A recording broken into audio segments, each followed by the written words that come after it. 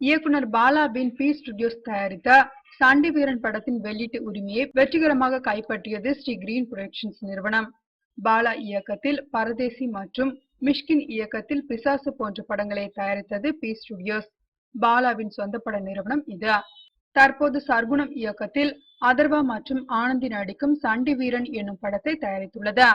சண்டி வீரன் படத்தை தமிழ்நாடு, கேரளா மற்றும் கர்நாடகா ஆகிய இடங்களில் வெளியிடும் உரிமையை MS சரவணனின் ஸ்ரீ கிரீன் புரொடக்ஷன்ஸ் நிறுவனம் பெற்றுள்ளது.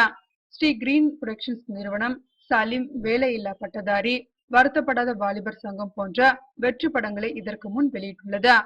தமிழ்நாடு முழுவதும் சலீம் திரைப்படத்தையும், சிட்டி ஏரியாவில் வேலையில்லா பட்டதாரி மற்றும் கயல் படத்தையும், செங்கல்பட்டு ஏரியாவில் வருத்தப்படாத வாலிபர் சங்கம், பீட்சா 2, வெள்ளைக்கார துரை, ஒரு ஊருல 2 ராஜா ஆகிய படங்களையும் வெளியிட்டுள்ளது.